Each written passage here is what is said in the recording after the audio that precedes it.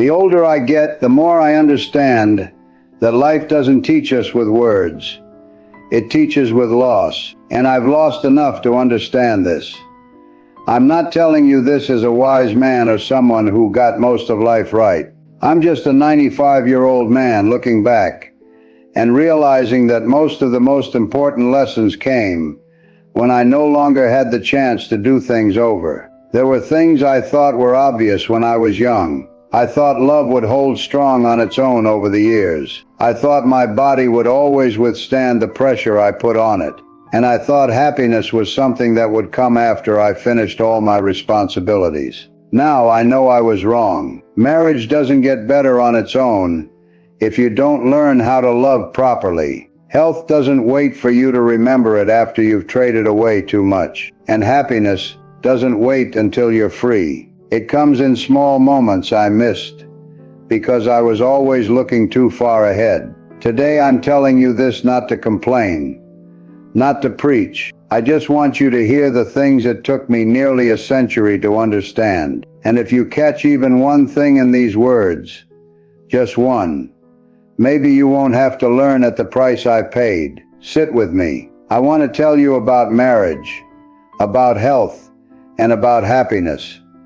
The three things that shaped my entire life in ways I only saw when it was too late. I got married at 21, an age when people believe they're ready for adult life, but really haven't even figured themselves out yet. Back then in America, marrying young wasn't a choice. It was practically the preset path. A man had to settle down. A woman had to start a family. And none of us were taught that emotions need preparation, that emotional maturity matters more than any vow at the altar. My wife and I entered marriage with everything youth has: enthusiasm, hope, and a naive belief that love would figure out how to hold everything together. We had no wisdom, no communication skills, and no understanding that two different people need far more than just loving each other to travel a long road together. And then life started revealing things we hadn't anticipated. I still remember clearly the evenings we sat eating side by side at the old wooden table. The food was hot, but the distance between us grew cold. We were both silent, not because we had nothing to say, but because neither of us knew how to start. Sometimes I'd look over and see her as if she were in a very distant place, a place I didn't know how to enter with her. I threw myself into work. At 25, 27, 30, I thought the most important thing I could do for my family was make a lot of money. 2, 3 jobs at once, shifts stretching from morning to night. As long as I brought home a steady income, I thought sacrificing time was proof of love. But now at 95, I understand. Sometimes what you call sacrifice is exactly what makes the other person feel abandoned. I remember one evening clearly, walking into the kitchen and seeing my wife with her back to me. Her shoulders trembled slightly. She was crying, not because of some big event, no argument, just too many small things. The dinner she ate alone, the long days I was gone, the time she wanted to say something but I was too tired to listen. Those small things, a glance, an unfinished story, a night with no touch, quietly became cracks we didn't know how to repair. And then we lost so much.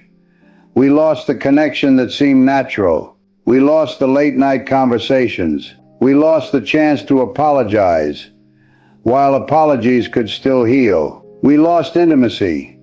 Not just physical, but the intimacy of two souls who once thought they'd spend a lifetime together. In the end, we lost a marriage that was never truly cared for properly. Looking back now, I understand something I wish 21-year-old me could have grasped. Loving someone isn't as important as what you do with that love. Love doesn't die from lack of affection.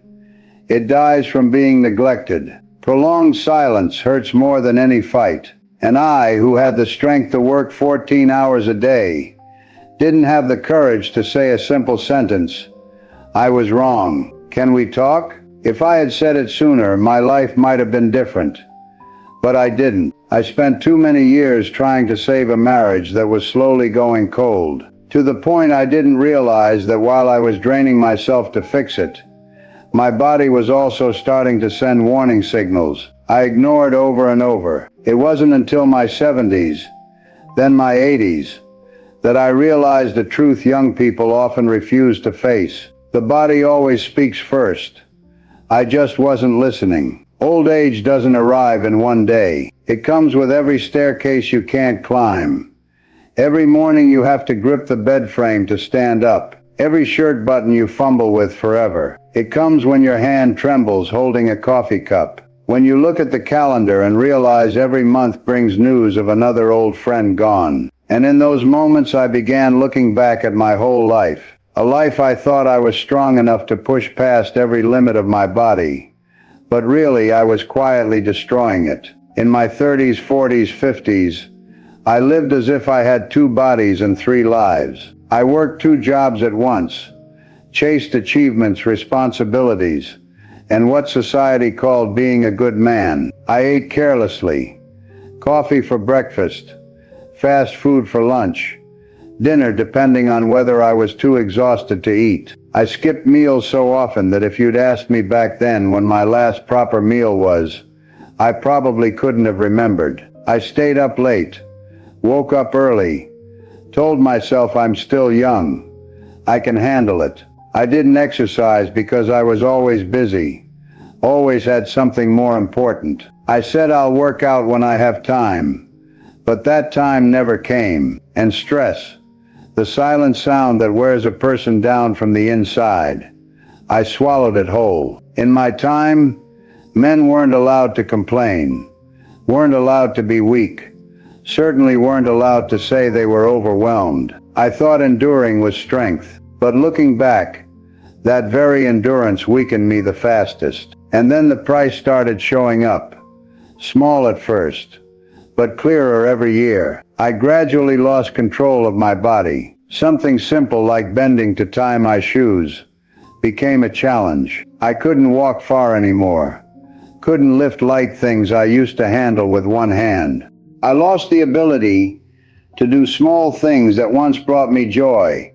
Fixing something around the house, mowing the lawn, pushing a cart to shop with my wife. And most painfully, I lost the healthy years I could have used to love more, to be present more. I didn't realize that every hour I traded away from my body was an hour taken from my own future. At this age, I understand the body doesn't betray you. It only responds to how you treat it. It endured so many years, and when it finally had to speak, it was no longer a choice. Now I wish I had treated health like a gift, not an infinite work machine. I wish I'd given it 30 minutes a day, instead of thinking I'd take care of it later. I wish I'd learned to rest when needed, instead of waiting until I couldn't work anymore. And above all, I wish I'd understood that you don't need to live really long. You just need to live so that every year, every month, every day still has enough strength to enjoy. But many lessons only become clear when it's too late. And when I look back at all the signals my body sent me throughout my life, I realize there's a loss even greater than health. A loss I lived with for so long without knowing. And that is happiness. It turns out happiness isn't loud. It's very small and very easy to overlook. For decades, I believed happiness had to be something big, something bright, an achievement to be proud of, a holiday, a life-changing moment. But now at 95, looking back at everything that passed, I understand that life doesn't have that many turning point moments. What chokes my heart the most isn't the brilliant days, but the ordinary ones I walked right past without noticing their value. I remember the morning coffee my wife still placed on the table every day. The smell of coffee was nothing special then, and I was always in such a hurry, I'd just glance at it before rushing out the door. But now, with the house empty, I miss that warmth so much it hurts. I remember the sound of the kids laughing and running in the backyard, the slap of their flip-flops, the wind in their hair, their loud calling to each other. Back then I only found it noisy and tiring. Now I wish I could hear it just one more time. I remember the sound of the door opening when someone came home. A simple sound you never think you'll miss until it's gone from your life. Some nights I came home late and heard the door close softly behind me. No greeting, nothing said. I thought that was just normal adult life, but really, it was a sign of happiness quietly thinning out. And I remember the peaceful afternoons, sunlight falling on the backyard grass, nothing particularly special happening. Those afternoons came and went countless times, yet I never once sat down in them. I always thought, tomorrow I'll come home early. Tomorrow I'll make time. Tomorrow I'll sit there with the family. But tomorrow is a very dangerous thing. It stretches on until, when I realized I needed to stop, the people I wanted to stop with were no longer standing beside me. The greatest losses in life, I've realized, aren't material. I don't regret business opportunities I missed or money I didn't make. What I regret is the time with my kids when they were small. The questions they asked that I answered carelessly because I was busy. The drawings they held up that I only glanced at and nodded. I regret the times I could have hugged them longer, but instead said, "Dad has to go to work." Then one day they grew up and I was the one asking, "Do you have time?" But they were busy just like I used to be. I regret the thank yous I never said to my wife, the person who kept the family steady during the years I was absent from my own home. I regret the private moments I didn't cherish. An evening with just the two of us, a hand held, a sincere question. How was your day? That I was too tired or too busy to ask. And what hurts most is that I lost myself in a race no one forced me to run. I ran after success, after expectations, after invisible pressure I put on my own shoulders. I ran until, when I stopped, I no longer recognized the man in the mirror. That man had everything society says is success, but not the things his heart truly needed. Looking back, I see clearly. I had too many beautiful days I didn't notice. I thought happiness would come on special occasions. A vacation, a holiday, a memorable moment. But those occasions only happen a few times in life. The ordinary days, the repeating mornings, the quiet evenings, those are where happiness lives. I don't remember the days I made a lot of money. I remember the days I missed, the days I could have come home earlier, the days I could have listened to my kids talk about school, the days I could have put my hand on my wife's hand and said thank you. Happiness in the end is simpler than we think. It isn't something to chase. It's something to notice. You have to choose happiness. It doesn't knock on its own. Doesn't wait until you're free. Doesn't appear when you think you're ready. And you have to know that kindness is the last gift left, when everything else is gone. No one remembers how much money you made, but they remember how you made them feel. Time spent with the people you love is the most profitable investment in life.